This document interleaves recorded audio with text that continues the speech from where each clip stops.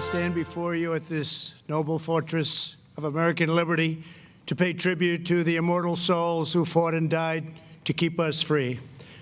Earlier today, the First Lady and I laid a wreath in their sacred honor at Arlington National Cemetery.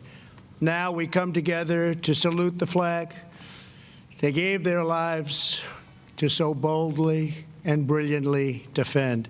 And we pledge in their cherished memories that this majestic flag will proudly fly forever.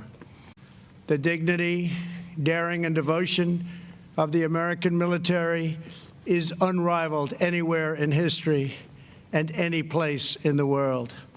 In recent months, our nation and the world have been engaged in a new form of battle against an invisible enemy. Once more, the men and women of the United States military have answered the call to duty and raced into danger.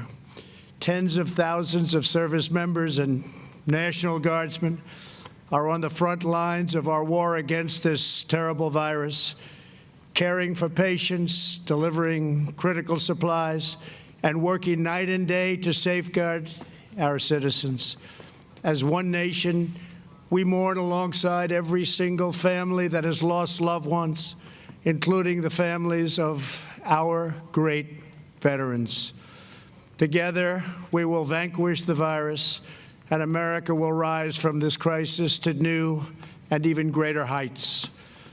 As our brave warriors have shown us from the nation's earliest days, in America, we are the captains of our own fate.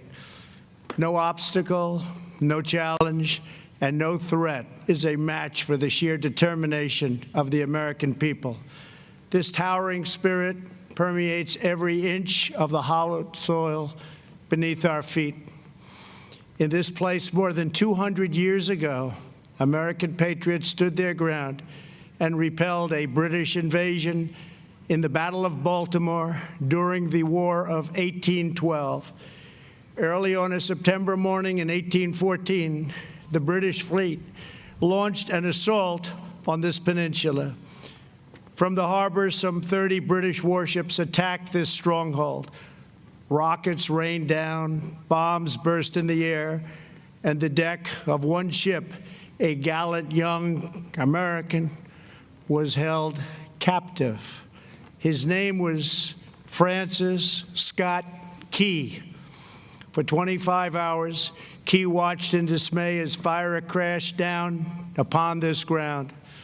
But through torrents of rain and smoke and the din of battle, Key could make out 15 broad stripes and 15 bright stars, barraged and battered, but still there.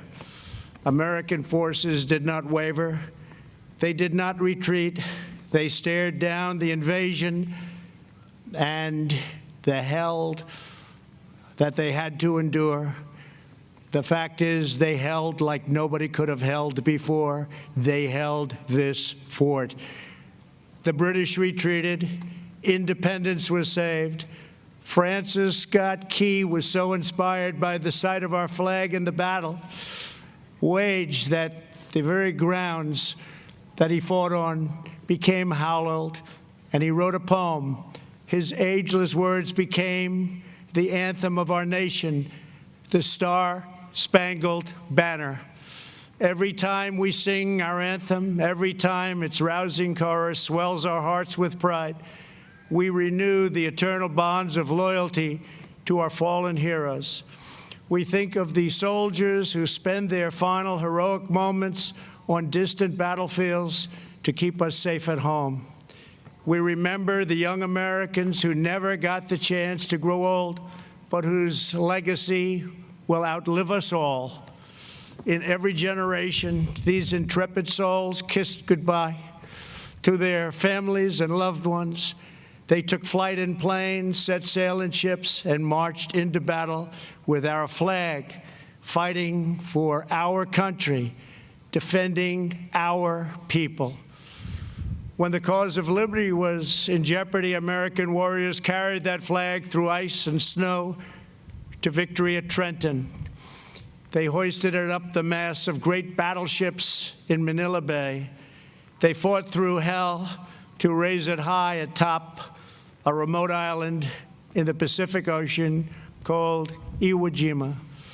From the Philippine Sea to Fallujah, from New Orleans to Normandy, from Saratoga to Saipan, from the Battle of Baltimore to the Battle of the Bulge, Americans gave their lives to carry that flag through piercing waves, blazing fires, sweltering deserts, and storms of bullets and shrapnel. They climbed atop enemy tanks, jumped out of burning airplanes, and leapt on live grenades. Their love was boundless. Their devotion was without limit. Their courage was beyond measure.